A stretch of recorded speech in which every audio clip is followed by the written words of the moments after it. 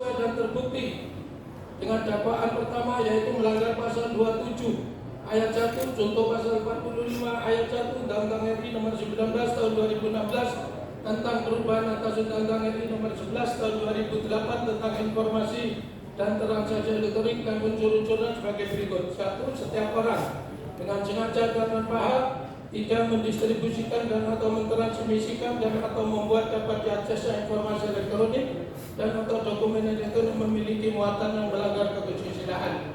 Menimbang bahwa oleh karena terdakwa telah dinyatakan terbukti bahwa tindak pidana sebagai dakwaan pertama, maka terhadap terdakwa dinyatakan bersalah dan haruslah dijatuhi pidana yang setimpal dengan kesalahannya.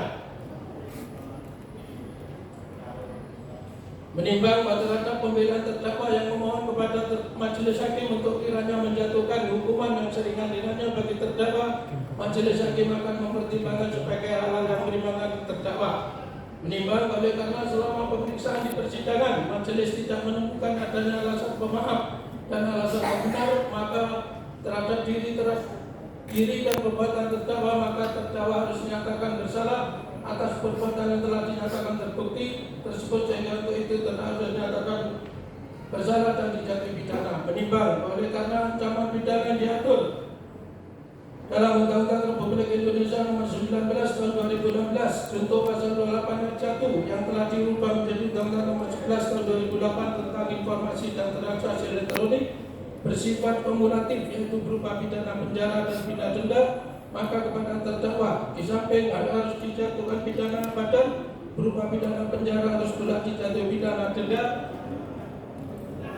yang lama pidana penjaranya maupun besarnya pidana dendanya sebagaimana akan disebutkan dalam amar putusan ini. Menimbang bahwa dalam perkara ini terhadap terdakwa telah dikenakan penangkapan dan penahanan yang sah, maka penangkapan dan penahanan tersebut harus dikurangkan seluruhnya dari pidana yang dijatuhkan. Menimbang bahwa oleh karena terdakwa ditahan dan penahanan terhadap terdakwa dilandasi alasan yang cukup, maka perlu ditetapkan agar terdakwa tetap berada dalam tahanan. Menimbang terhadap barang bukti, majelis hakim sependapat dengan penuntut umum yang selebihnya akan disebutkan dalam amar putusan ini. Menimbang untuk menjatuhkan pidana terhadap terdakwa, maka perlu dipertimbangkan terlebih dahulu keadaan yang memberatkan dan yang meringankan terdakwa. Keadaan yang memberatkan, perbuatan terdakwa mengakibatkan korban merasa sangat malu dan sempat tertekan akibat dari beredarnya foto-foto korban di beberapa akun Twitter. Perbuatan terdakwa mengakibatkan korban mengalami kerugian material, di mana korban gagal sebagai brand ambassador dan terputusnya beberapa kontrak kerja.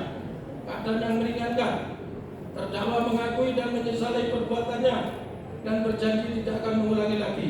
Terdakwa belum pernah dihukum, terdakwa masih berusia muda sehingga dapat diharapkan untuk memperbaiki diri. Menimbang bahwa oleh karena terdakwa dijatuhi pidana, maka haruslah dibebani pula untuk membayar biaya perkara. Memperhatikan pasal-pasal yang bersangkutan dengan perkara ini. Mengadili. 1.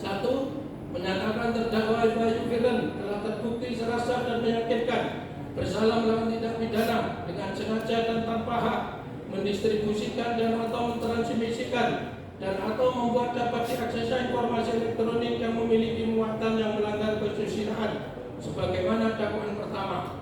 2. Menjatuhkan pidana kepada terdakwa oleh karena itu dengan pidana penjara selama 3 tahun dan pidana denda sebesar 1 miliar rupiah dengan ketentuan apabila denda tersebut tidak dibayar maka diganti dengan pidana penjara selama 4 bulan. 3. Menetapkan masa penangkapan dan penahanan telah dijalani oleh terdakwa dikurangkan seluruhnya dari pidana yang dijatuhkan. 4. Menetapkan supaya terdakwa tetap berada dalam tahanan. 5. Menetapkan barang bukti 1